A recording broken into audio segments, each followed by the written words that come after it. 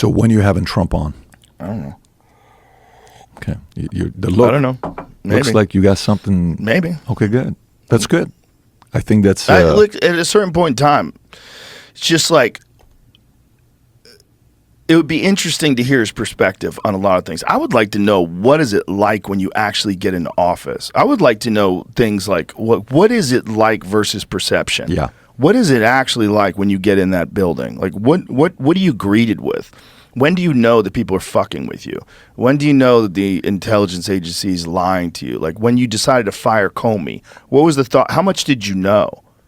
Like, what's the machine like? What is the deep state really like? Really like? Because we have all these, smoky room perceptions, like from the Bill Hicks joke, where they show you the Kennedy assassination from an angle you've never seen before. What is the machine that runs this country? Because it's very clear that it's not as simple as elected representatives that are doing the will of the people. It's not. Yeah, I'm really looking forward to seeing you and Trump together. You keep pushing that. I think, okay, I'll tell you from my perspective, like, on why you ought to consider it when you do it. I'll just give you my... Okay. Just so you know, he and I don't speak. It's not something that is like, hey, his camp saying go in there and do this and do that. No, I've never interviewed the guy, so it's not like I'm, lobbying for it. But I think if, when you think about sports or you think about fights, what is the boxing world if Frazier Ali never happens, right? What is the UFC world if DC John Jones doesn't happen or Khabib Conor doesn't happen? And they're both at their peak and those fights don't happen. We can go on with sports, with baseball, with, interviews of Oprah Winfrey, Michael Jackson. You go look at, some of these things that happen with Larry King or her and, a bunch of different guys. He's a guy that's probably the most misunderstood by a side, and a guy that... How do you think he's misunderstood? In what way? I think the media has really painted this guy to be evil. I like to talk to people I fully disagree with, and I think they're delusional in certain areas to understand, like, what makes you believe what you just said. Right. Like, I don't understand what you just said. Right. Tell me how you could be that convinced you're right, right? Right. Cenk was on the podcast yesterday, and Cenk is convinced he's a better businessman than Trump. I mean, how could you say something? But he's convinced. And he says, no, he's a loser. Trump's a loser. I said, dude, what do you mean there's only two things he's won in his life? I said, there's only two things he's won in his life? Yes. Yeah, there's only two things he's ever won in his life. And this is the second time Cenk and I having a conversation together. Politically, we're on very different sides. I'm just trying to find out, why do you think this way, right? And he says, yeah, only two things. He's a great marketer, and he did this. I said, first of all, 15 years, apprentice. Good luck. Go do. No, he had great producers. I don't care if you have the greatest producers in the world. You can hire any producers Joe has and go try to match Joe's numbers with podcasts. Yeah, because it's his producers. No, it's a lot of work. 15 years. Book, how many years does Art of the Deal does? Well, yeah, but Pat, imagine if you started with $430 million. You would have been richer than him today. I said, $430 million. What's this $430 million? He got $430 million. Are you like counting in today's money versus, well, it's estimated this. Okay, he got $1 million, he got $14 million, no problem. He got family money. I'm willing to make the case that you are more likely to screw up your life if your family gives you money. He says, what do you mean? Yeah. I said, so I went and studied. I got 4 kids now. We're going, we've done estate planning multiple times, but now I just sold the insurance company, so I have to sit there and see, what am I going to be doing with some of this money that came out of nowhere? Goldman, Morgan, estate planning. Do we do this? Do we do that? Let's go study it. We put our research team, go find out who did it right out of all the families. Okay.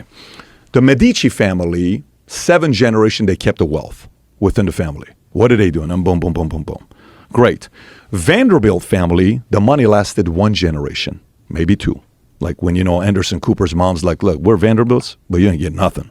You got to make your own money, right? Okay. The Rockefeller family, they're at 3 or 4. Okay. We can go through all these families. Most of them that get a lot of money, the kid becomes a what? Drug addict, drug dealer, spoiled. They don't work. They're not this. They're not that. Right. Okay. So let's just say he did get the money and he still doesn't do drugs and he doesn't do alcohol and his vice is women and he works his ass off in business and he makes it where he makes it to. yeah, it's very easy to make the argument that actually if you do come with money, it's a harder life than a person that doesn't get money, to have that drive and ambition. Not necessarily it's a harder life to have that Right. fire, the ambition that, Right. you can't teach that. You either got it or you don't have it, right? Okay. So then we go into politics. So let me get this straight. This guy wins in New York. He becomes a billionaire. He wins on TV. He's won with women. He's partied with everybody. In 1988, he's doing an interview with Oprah Winfrey, and Oprah Winfrey says, hey, you sound like you're going to run for office. No, I have no interest, but if I ever did, I'd win. Okay. Then he runs. Everybody thinks it's just a marketing deal that he's doing. And then when he wins, I don't know if you remember when he walked down, he's like, even him himself, they were kind of like surprised, babe, we just won. Right. And the day before, the odds were if you bet $100, you'd have to bet $350 to win $100 on Hillary. But if you bet $100, I think you win $550 with Trump or some number like that. The underdog won, the greatest underdog of all time of politics, right? Okay. So let's fast forward 20 years from now. Let's go to 2043. We're doing a podcast. You're 75. Okay. I don't know if you're doing podcasts, but that'd be one hell of a podcast at 75. And maybe we feel a little bit more comfortable coming out at that time because we're traditionalists, we're older generation. Then maybe we're a little bit more careful about what people think about us right now. But at 75, we look back and we look at the list of podcasters. Who are the greatest podcasters of all time? Joe Rogan at the top, GOAT. Who's the greatest this, that? And he's like, dude, but he never interviewed that guy Trump. I'm going to be like, what are you talking about? Wait, let me get this straight. The greatest podcaster of all time never interviewed Trump at a time that he didn't do that? Dude, that's crazy. I don't believe it. Why not? It had to be personal. It had to be this. So to me, I think the guy that's going to interview him in a way that nobody else is going to interview him, you're going to ask some questions that you want to know about. Like, hey, what happened with JFK? Are we really going to find out? Can you commit to us? Are you going to come out with the files or no? So I really want to know. Last time you said you did, but you only gave us 80%. Are we going to get the other 20%? Aliens. What the hell is going on with these aliens? Are we going to know or no? Can you give us a glimpse? Do you think we should know? I don't think he'd tell you anything about that. But what I'm saying... I think that would be a waste of time. Yeah, but what I'm saying is Maybe I'm wrong. Whatever angles you choose to take, right? Okay, it's your show. You get to take whatever angles you want to take. I think it'd be very weird to look back. There's going to be no mainstream media 20 years from now. You know that. I know that. To look back and say Joe never interviewed Trump, that's kind of weird. So that's my pitch to you. Good. I like weird. You like weird? I like things that are weird. I don't know about that. I think one. Why don't you interview him? Why don't I interview him? I think if I give you my assessment on why. Have you ever tried? I'll give you my assessment on why I think. Okay. I think if he's him, okay, you're here, Joe. Everybody else is below you. In this space, not mainstream. In mainstream, he'll do Tucker. He'll do, Megyn Kelly, whatever. I don't know if he's done Megyn Kelly. He hasn't done it, but he'll do Tucker. He'll do Brett Baer. He'll do Hannity. He'll do all that stuff. But in this lane we're in, you have to do you first. Then comes everybody else. He can't do that. So I think we come after you come. But if I'm his advisor, I would advise him, you can't go to anybody else unless you go to Joe first. And I'm telling you from a perspective of if I'm his counsel, I would say you go to Joe, then you go XYZ. Everybody else is XYZ Joe. You're Joe. Everyone else is XYZ. Okay? And I think he knows that, and I think the person in control right now is not him. It's you. Like the person in control with Hunter is Hunter's camp, not you. Do you know what I'm saying? Mm-hmm. Like, Hunter, no, Joe, whoever gets to say no, they're in control. Right. So, but from your perspective, what's going on in America today, I would say if you don't do the podcast with him, you're helping the establishment and you're helping a guy named Joseph Biden. I think you're helping that person. That's kind of weird.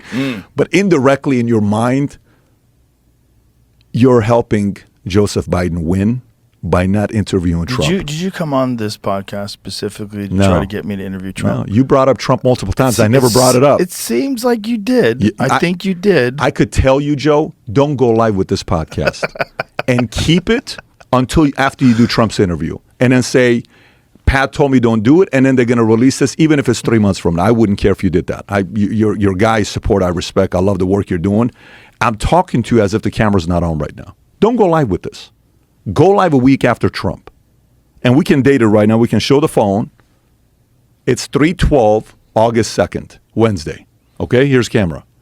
If you don't go live with this until after Trump, I don't care. Well, I'm going to go live with I'm this. just saying to you, I from my understand perspective, what I'm trying to tell you is I don't want you to think there is my purpose of being here in Austin. I've been working on a gift for you for God knows how long, which at the end of the podcast, when you said we're done, I'll show you, a couple of these gifts. One of them took us a while to get.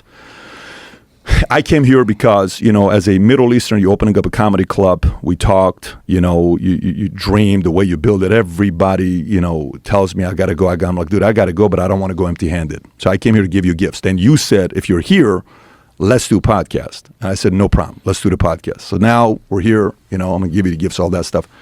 No one's here with a motive. The motive is, as a friend, as a guy that's in the same space as you, and you're the Michael, you're the Brady of the space, I'm encouraging Michael and Brady to consider this.